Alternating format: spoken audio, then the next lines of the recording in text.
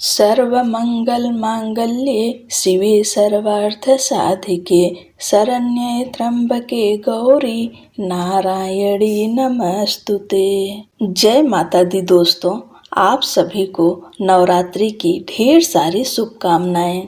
माँ भगवती जगदम्बा दुर्गा की कृपा आप पर और आपके पूरे परिवार पर सदैव बनी रहे। आज हम सब इस वीडियो में दुर्गा कवच, अर्गला स्तोत्र और कीलक स्तोत्र का श्रवण करेंगे। दुर्गा कवच का पाठ करने से देवी भगवती अपने भक्तों पर प्रसन्न होकर उन्हें रक्षा प्रदान करती हैं। इसका पाठ दुर्गा सप्तशती के पाठ करने से पहले किया जाता है और इस पाठ को सुनना अत्यंत शुभ माना जाता है।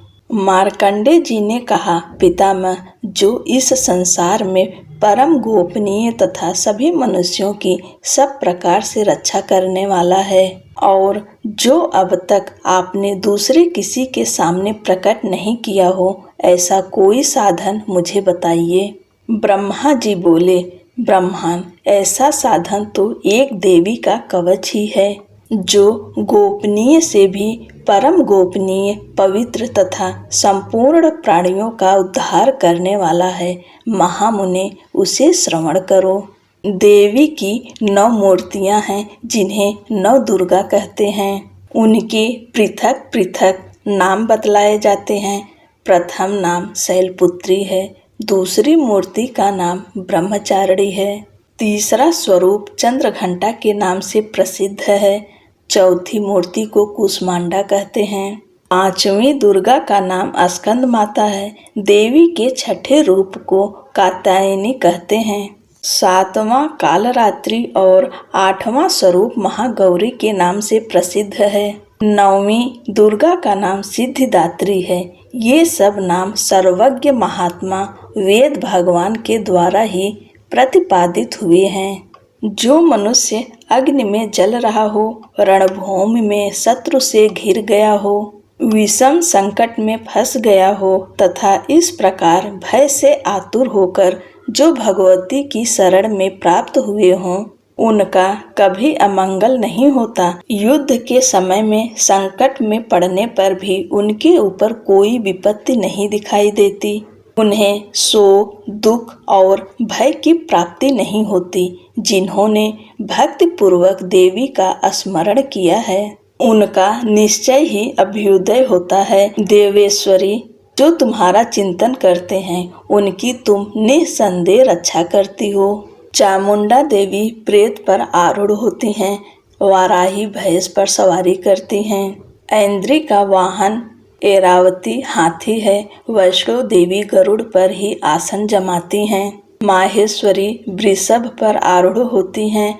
कौमारी का वाहन मयूर है, भगवान विष्णु की प्रियतमा लक्ष्मी देवी कमल के आसन पर विराजमान हैं और हाथों में कमल धारण किए हुए हैं। वृषभ पर आरूढ़ ईश्वरी देवी ने श्वेत रूप धारण कर रखा है। ब्राह्मी देवी हंस पर बैठी हुई हैं और सब प्रकार के आभूषणों से विभूषित हैं। इस प्रकार ये सभी माताएं सब प्रकार की योग शक्तियों से संपन्न हैं। इनके सिवा और भी बहुत सी देवियां हैं जो अनेक प्रकार के आभूषणों की शोभा से युक्त तथा नाना प्रकार के रत्नों से सुशोभित हैं। ये संपूर्ण देवियां क्रोध में भरी हुई हैं और भक्तों की रक्षा के लिए रथ पर बैठी हुई दिखाई देती हैं। ये शंख, चक्र, गदा, शक्ति, हल और मूसल, खेटक और तोमर, परशु, पास, कुंत और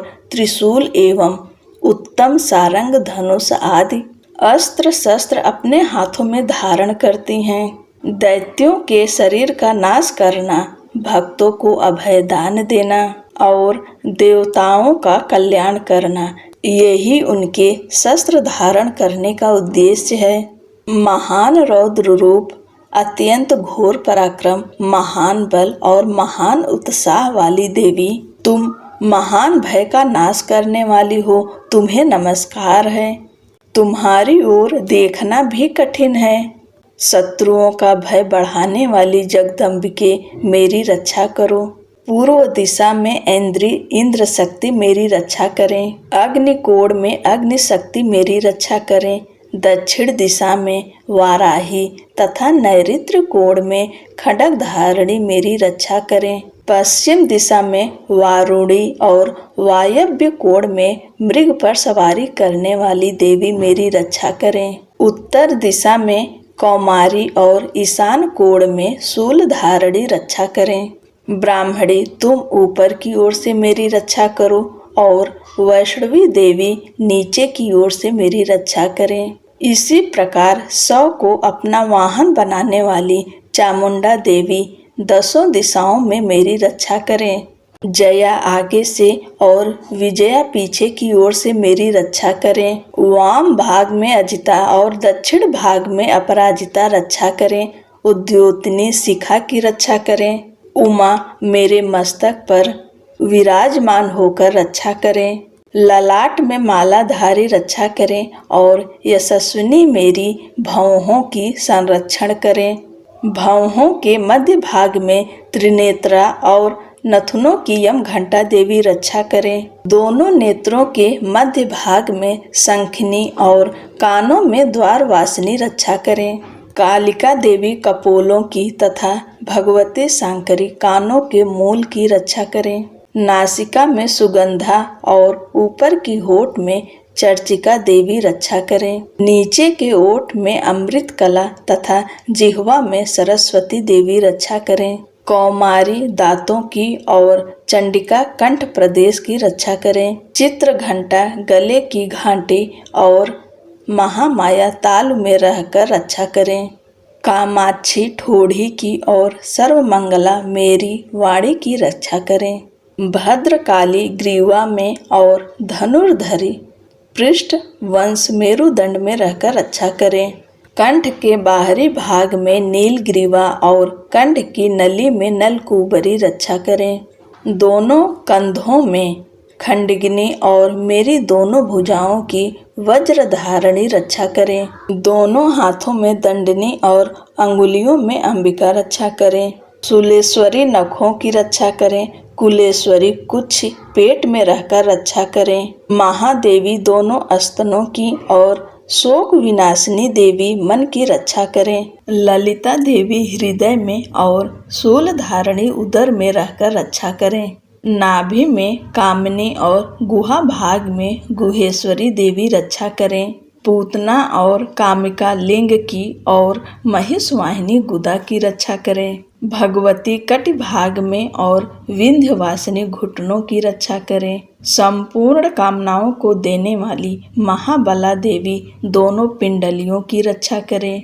नरसिंही दोनों घुट्टियों की और तेजसी देवी दोनों चरणों के पृष्ठ भाग की रक्षा करें।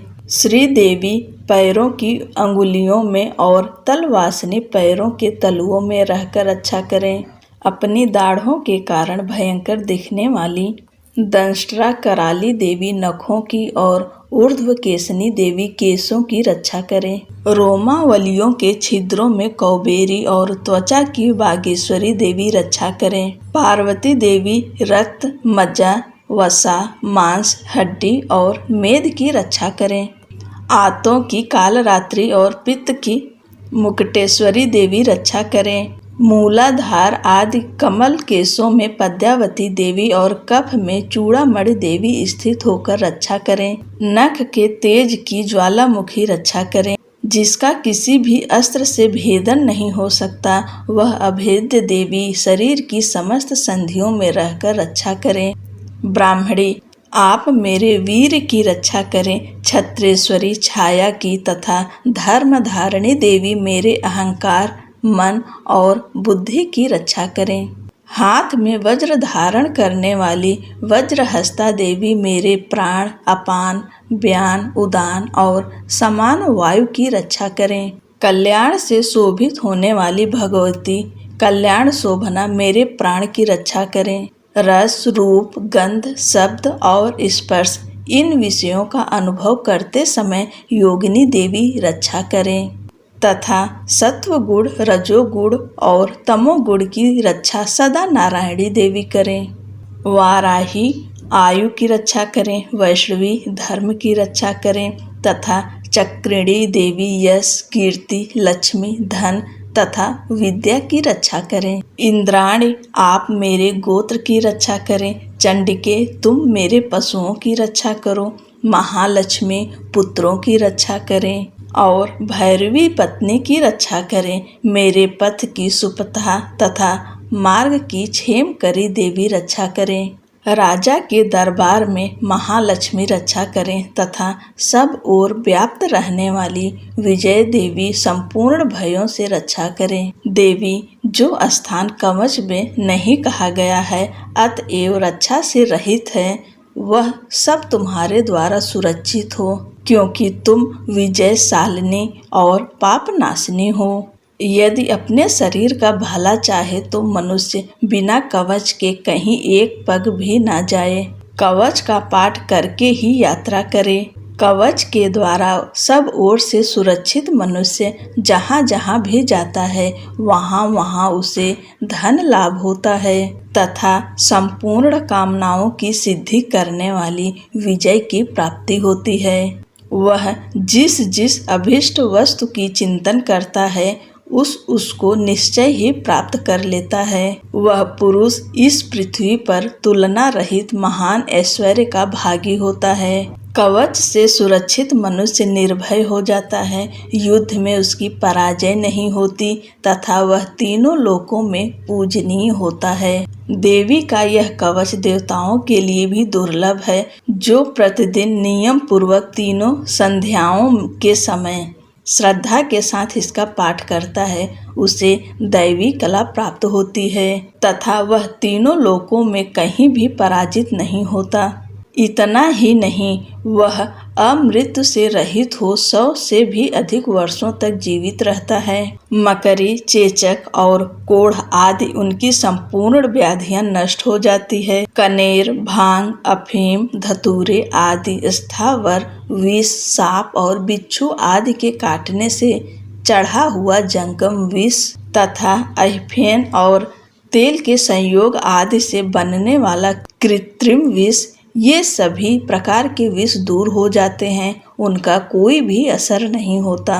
इस पृथ्वी पर मारण, मोहन आदि जितने भी आभिचारिक प्रयोग होते हैं तथा इस प्रकार के जितने मंत्र यंत्र होते हैं वे सब इस कवच को हृदय में धारण कर लेने पर उस मनुष्य को देखते ही नष्ट हो जाते हैं। ये ही नहीं, पृथ्वी पर विचरने वाले ग्राम देवता, आकाशचारी देव विशेष, जल के संबंध से प्रकट होने वाले गण, उपदेश मात्र से सिद्ध होने वाले निम्न कोटि के देवता, अपने जन्म के साथ प्रकट होने वाले देवता, कुल देवता, माला, कंठमाला आदि, डाकिनी, शाकिनी, अंतरिक्ष में विचरने वाली भयानक डाकिनियाँ, ग्रह, भूत, पिशाच, यक्ष, गंधर्व, राक्षस, ब्रह्मा राक्षस, बेताल, कुष्मांड और भैरव आदि अनिष्टकारक देवता भी हृदय में कवच धारण किए रहने पर उस मनुष्य को देखते ही भाग जाते हैं। कवचधारी पुरुष को राजा से सम्मान वृद्धि प्राप्त होती है। यह कवच मनुष्य के तेज की वृद्धि करने वाला और उत्तम है। कवच का पाठ करने वाला पुरुष अपनी कीर्ति से विभूषित भूतल पर अपने सुयश के साथ साथ वृद्धि को प्राप्त होता है। जो पहले कवच का पाठ करके उसके बाद सप्तशती चंडी का पाठ करता है, उसकी जब तक वन, पर्वत और काननों, जंगलों सहित यह पृथ्वी टिकी रहती है, तब तक यहाँ पुत्र, पौत्र आदि संतान परंपरा बनी रहती है। फिर देह का अंत होने पर वह पुरुष भगवती महामाया के प्रसाद से उस नित्य परम पद को प्राप्त होता है, जो देवताओं के लिए भी दुर्लभ है। वह सुंदर दिव्य रूप धारण करता और कल्याणमय शिव के आनंद का भागी होता है। इति श्री देवी कवच संपूर्ण। अर्गला स्तोत्र। ओम चंडिका देवी को नमस्कार है। मार्कंडे जी कहते हैं, जयंती मंगला काली, भद्र काली कपालिनी, दुर्गा, क्षमा, शिवा, धात्री, स्वाहा और स्वधा।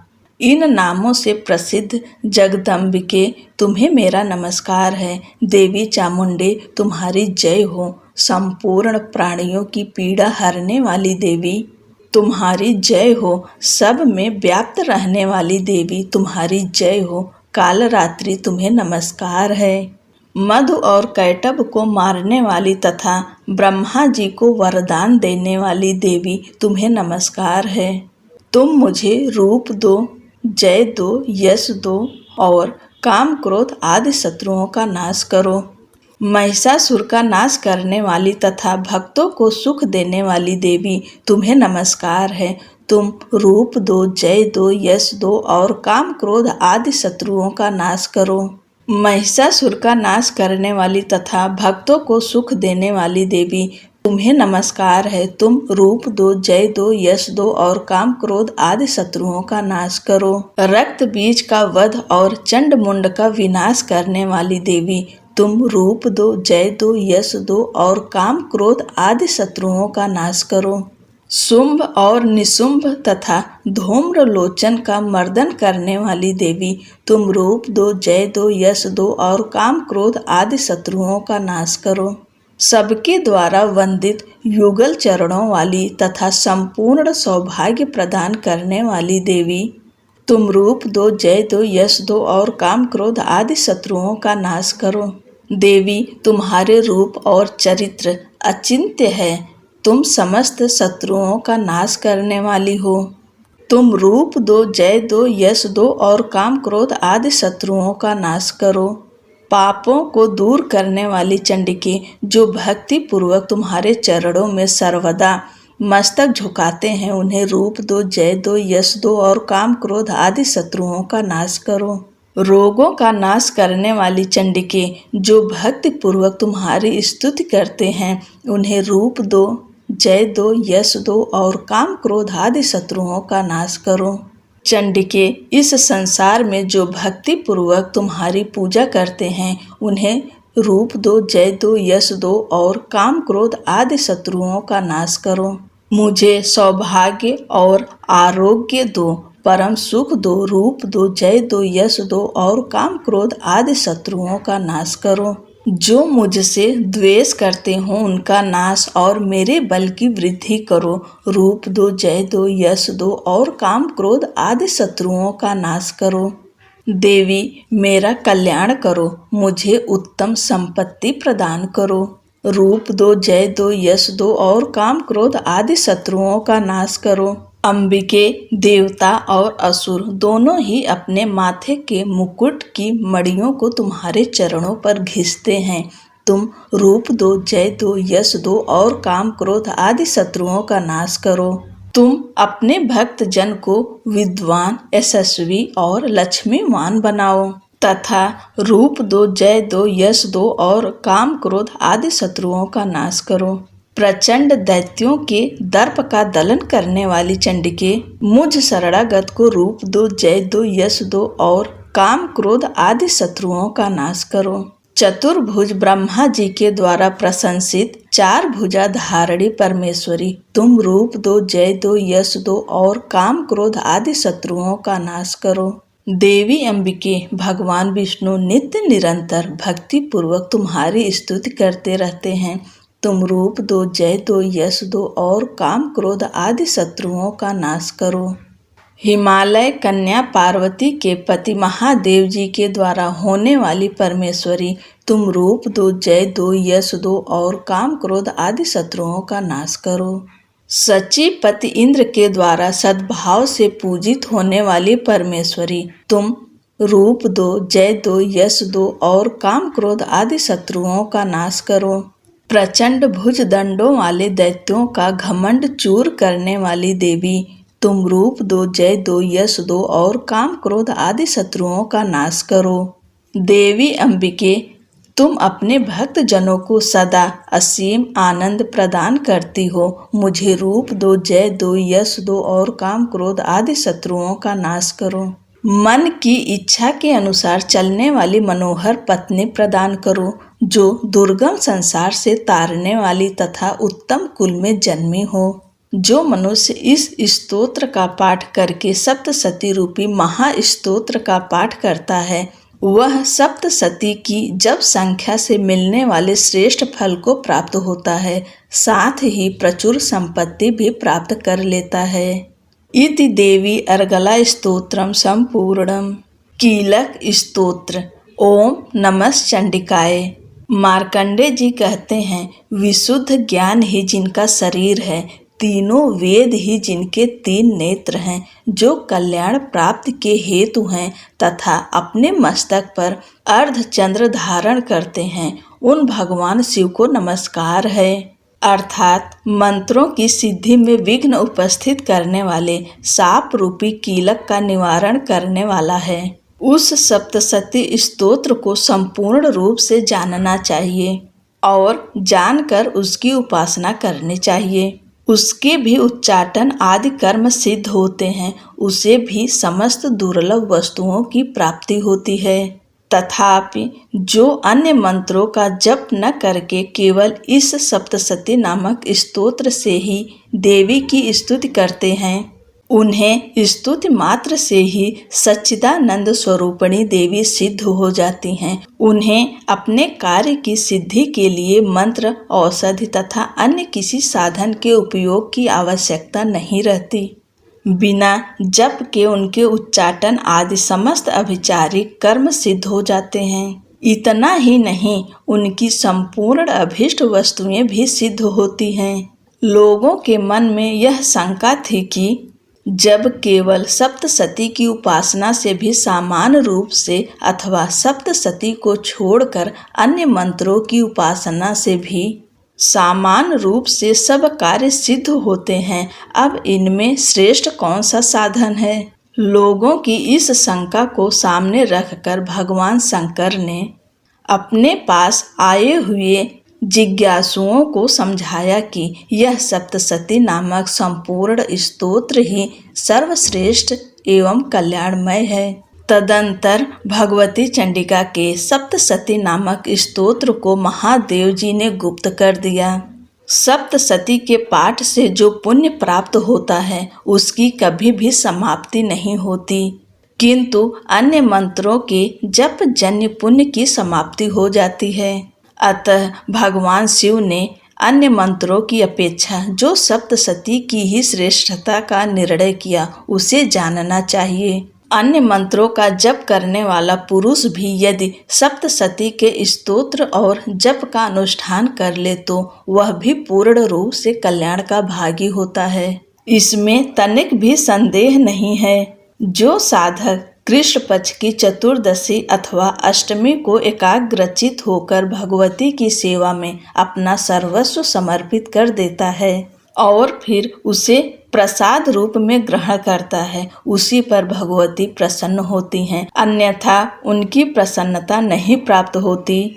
इस प्रकार सिद्धि के प्रतिबंधक रूप कील के महादेव जी ने इस स्तोत्र को कीलित कर रखा है। जो पूर्वोक्त रीति से निष्कीलन करके इस सप्तशती स्तोत्र का प्रतिदिन स्पष्ट उच्चारण पूर्वक पाठ करता है, वह मनुष्य सिद्ध हो जाता है, वही देवी का पार्षद होता है और वही गंधर्व भी होता है। सर्वत्र विचरते रहने पर भी इस संसार में उसे कहीं भी भय नहीं होता, वह अपमृत्यु के वश में नहीं पड़ता तथा देह त्यागने के अनंतर मोक्ष प्राप्त कर लेता है। अतः कीलन को जानकर उसका परिहार करके ही सप्तशती का पाठ आरंभ करें। जो ऐसा नहीं करता उसका नाश हो जाता है। इसलिए कीलक और निष्कीलन का ज्ञान प्राप्त करने पर ही यह स्तोत्र निर्दोष होता है और विद्वान पुरुष इस निर्दोष स्तोत्र का ही पाठ आरंभ करते हैं। स्त्रियों में जो कुछ भी सौभाग्य आदि दृष्टिगोचर होता है, वह सब देवी के प्रसाद का ही फल है। अतः इस कल्याणमय स्तोत्र का सदा जप करना चाहिए। इस स्तोत्र का मंद स्वर से पाठ करने पर स्वल्प फल की प्राप्ति होती है। अतः उच्च स्वर से ही इसका पाठ आरंभ करना चाहिए, जिनके प्रसाद से ऐश्वर्य, सौभाग्य, आरोग्य, संपत्ति, शत्रुनाश तथा परम मोक्ष की भी सिद्धि होती है। उन कल्याणमयी जगदम्बा की स्तुति मनुष्य क्यों नहीं करते। इति श्रीदेवी कीलक स्तोत्र संपूर्ण।